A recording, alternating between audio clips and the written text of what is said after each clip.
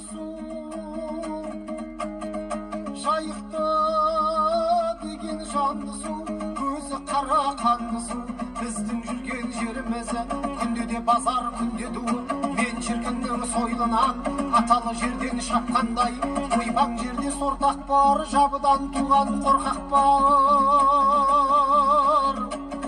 сөйле десең жыршыңыз алдарыңда жортақтар туған айға ант берген ақ қағазға хат берген екіде езу тіл таңдай сөйлесін деп жақ берген шықпай отыр домбырам сырылдап мұның қақпағы айтқан сөзге түсінбес адамның мисыз ақымағы домбырам отыр қағынып 12 перне екі шек бауырына тағынып қоянға қосқан таздай бүктетіліп жазылып тыңдасаңыз сөзімді осы араға келгенің әдептен құр қалмасын үлкенге сәлем бергенің айта берсем өлең бар түрлі өнер бар сөз білетін адамға беретін айтым терменің ұядағы балапан ұшарда кезі болғанда қанаты әбден толғанда істейді ол да көргенің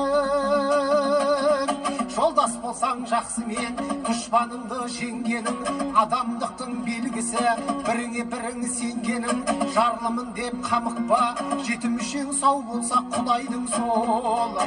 бергенің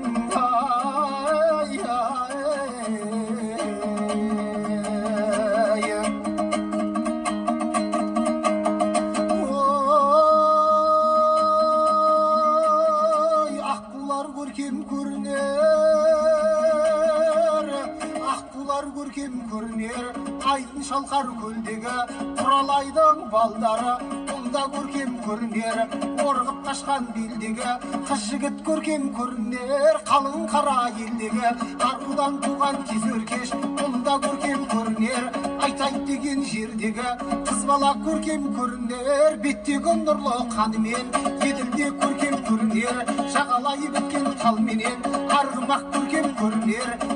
бауыр жалменен жиналып келген көпшілік азайтты деп сөкпеңіз ергенше даусым шықпады